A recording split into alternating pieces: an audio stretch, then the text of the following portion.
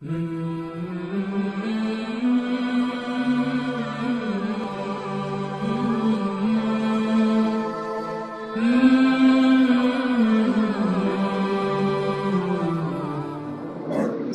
عليكم ورحمة الله تعالى وبركاته. وعليكم السلام ورحمة الله وبركاته. الحمد لله رب العالمين حمد يوافي نعمه ويكافي مزيدا. واعف عنا يا كريم يا رحيم يا الله. نحمده ونصلي على رسوله الكريم. أما بعد، فقد قال الله تعالى في شأن حبيبه تعليما وتكريما ومخبرا وآمرا: إن الله وملائكته يصلون على النبي يا أيها الذين آمنوا صلوا عليه وسلموا تسليما. اللهم صل على سيدنا محمد وعلى آل سيدنا محمد وبارك وسلم عليه. அன்பான மாணவர்களே, இந்த உலகத்தில் நாம் எவ்வாறு வாழ்கிறோம் என்று நம்மளுக்கே தெரிய மாட்டேங்கிறது. இந்த வாழ்வு நம்மளை சொர்க்கத்துக்கு அப்படி கொண்டு செல்லுமா, இல்லைன்னா இந்த வாழ்வு நம்ம அப்படி நடக்கிறது கொண்டு செல்லுமா என்று நம்மளுக்கே தெரிய மாட்டேங்குது.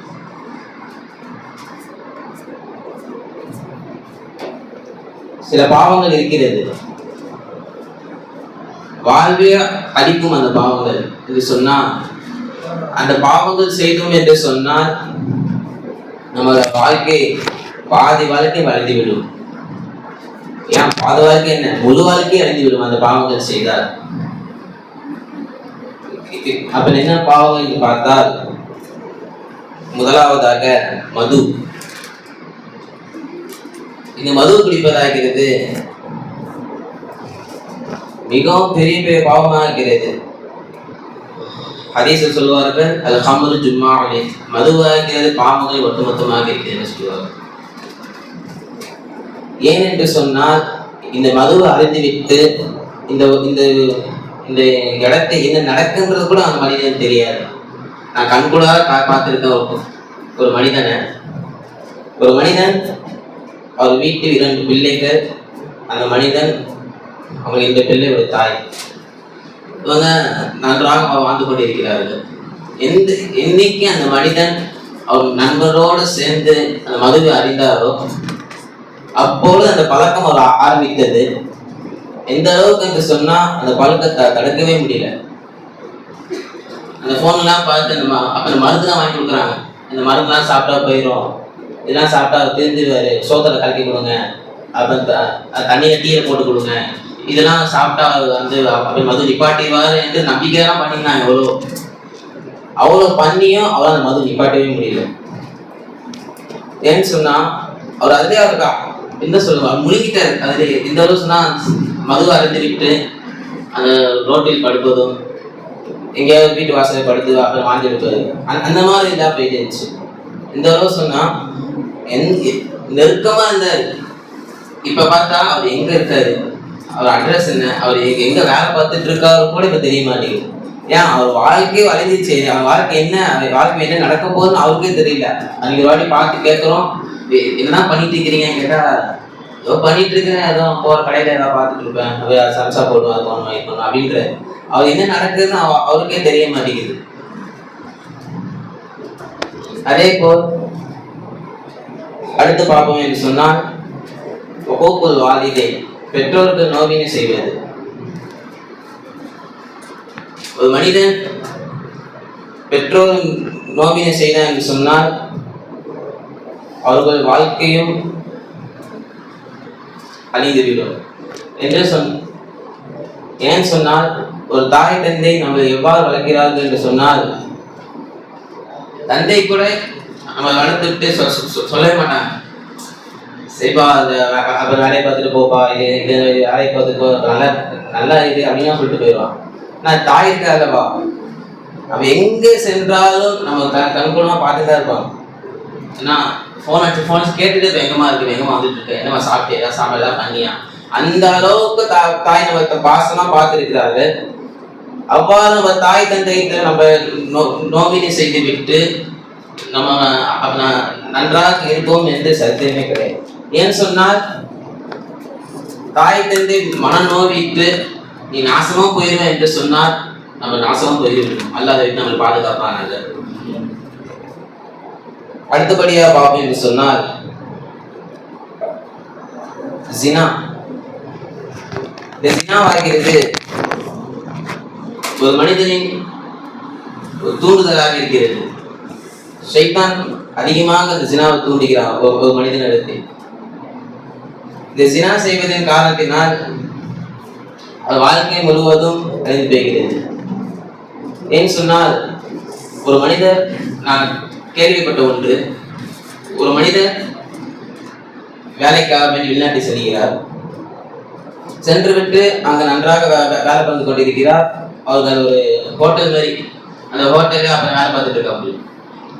அது வேலை பார்த்த அந்த மனிதன் அவரை அந்த காதலியை பார்க்கிறார். அதனை லவ் பண்றாங்க, எல்லாரும் பண்றாங்க. பண்ணிட்டு ஜினா செய்த ஆரம்பித்ததும் அவர்களே போலீஸ் பிடித்து விட்டது. அவர் ஜினா செய்து விட்டால் அவர்களை போலீஸ் பிடித்து விட்டது. அவ்வாறு அவர் வாழ்க்கை எவ்வாறு போயிட்டு நான் இப்ப தெரிஞ்சுக்கிட்டேன். முன்னாடி ஆச்சரியம் இருக்கு, அவர் சூப்பரா இருக்காங்க, நல்லா வாழ்ந்துட்டு இருக்காரா, அவர் தானே கெத்து அவங்க நம்ம சொல்லிட்டு இருப்போம். நான் அவர் வாழ்க்கையில் என்ன இருக்குன்னு சொன்னா, இப்ப ஜெயில தான் கம்பி அணிட்டு இருக்காரு. என்ன பண்றேன்னு தெரியலையே, எல்லாரும் இங்க இருக்கானு, நான் மட்டும் ஜெயில இருக்கானுன்னு சொல்லிட்டு தாடியெல்லாம் வளர்த்துட்டு எந்த வருஷம் ஸ்மார்ட்டா இருப்பாரு. நான் ஒரு தாடியை வளர்த்துக்கிட்டு என்ன நடக்குது, வெளி உலகம் என்ன நடக்குதுன்னு தெரியாம பாதி வாழ்க்கை அழிந்துட்டு உட்கார்ந்து உள்ள அந்த ஜினா செய்வதன் காரணத்தினால். நாலாவது பார்த்தோம் என்று சொன்னால் வீண் விரயம்.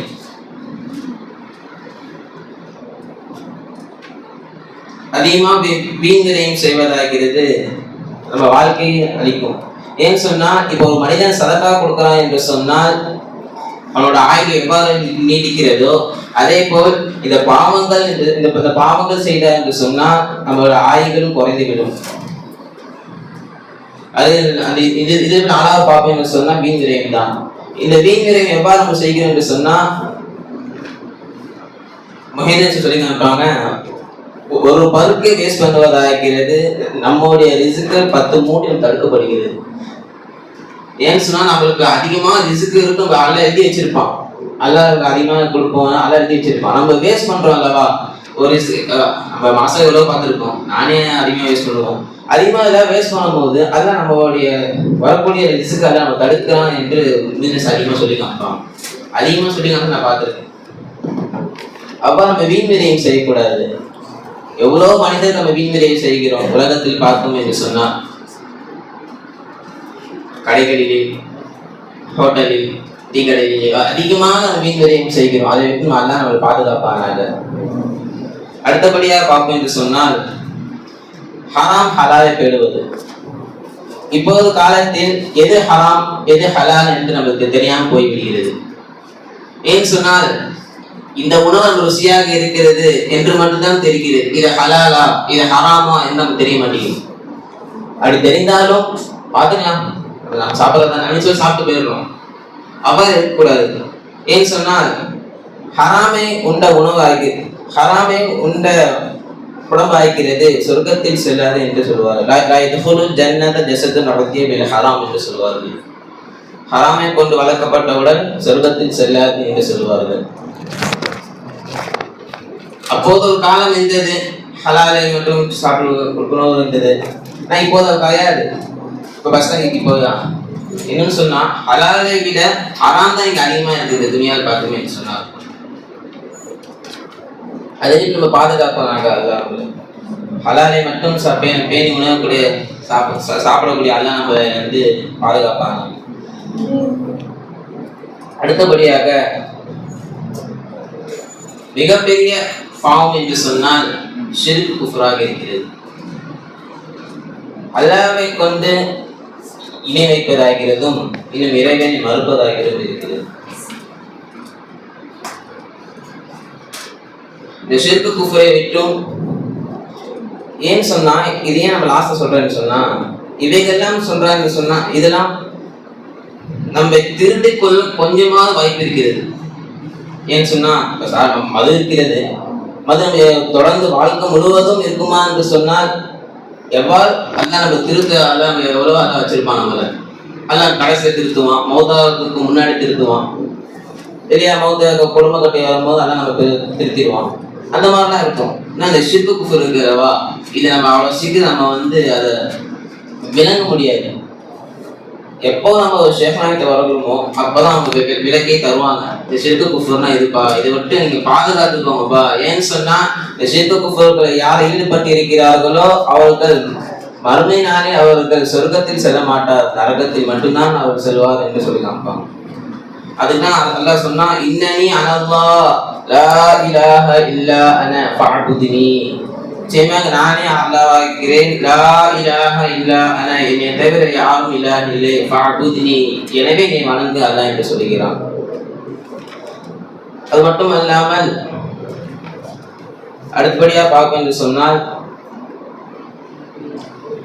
இல்மின்படி அமல் செய்யவில்லை, ஒரு இல்மை கற்றுக்கொண்டு அது அமல் செய்யவில்லை என்று சொன்னால் அதுவும் ஒரு பாவங்கள்லாம் இருக்கிறது. ஏன் என்று சொன்னால் ஒரு இல்மை ஒரு மனிதன் கற்றுவிட்டால் அவர் பிறருக்கும் எத்தி வைக்கிறார், இந்த மாதிரி இல்மு இருக்குப்பா, இல்மு தெரிஞ்சுக்கப்பா என்று பிறருக்கும் சொல்கிறார். ஏன்னா அது அமல் இருக்குமா என்று சொன்னால் ஒரு பொழுதும் இருக்காது. அமல் இருக்க வேண்டும். ஏன் இப்ப கூட சொல்லிட்டு போனாங்கல்ல, ஒரு பயானை கேட்குறீங்கம்மா, ஒரு நாள் ஏதாவது பயானி பேசுறாங்கன்னு சொன்னா அதை எடுத்துக்கொள்ளுங்க, அதோட ஒரு விஷயத்தை உங்க எடுத்துக்கொள்ளுங்க சொல்லிட்டு போனாங்க. அதே மாதிரி நம்ம ஒரு விஷயத்தை எடுத்துக்கொள்ளணும். இப்ப இந்த விஷயத்துக்கு என்ன பண்ண தெரியுதுன்னு சொன்னா, ஒரு இல்ம நம்ம தெரிஞ்சுக்கிட்டோமா, ஒரு மாணவன் நம்ம தேடி வராரு, இந்த மாதிரி சொல்லி டவுட்டா இருப்பா, சொல்லித்தாப்பா, சொல்லிக் கொடுங்க. நம்ம சொல்லி கொடுக்கறத எந்த அளவுக்கு சொன்னா நான் படிக்கிற அளவா, நான் படிச்சு மனப்பாடம் பண்றதை விட இதற்கு சொல்லிக் கொடுப்பதாகியது மிகவும் மேலானதாக இருக்கிறது. ஆனால் நம்ம வெளியுமே கற்றுக்கொடு தானா கற்றுக்காதீங்க, பிறருக்கு சொல்லிக் கொடுத்து பழகுதல் என்று சொல்லுவார்கள். அல்லாஹ் தஆலா இந்த பாவங்களை அனைத்தும் விட்டு நம்மை பாதுகாப்பானாக. வாஹிரு தஅவானா அல்ஹம்துலில்லாஹி ரப்பில் ஆலமீன். அஸ்ஸலாமு அலைக்கும் வரஹ்மத்துல்லாஹி தஆலா வபரகாத்துஹு.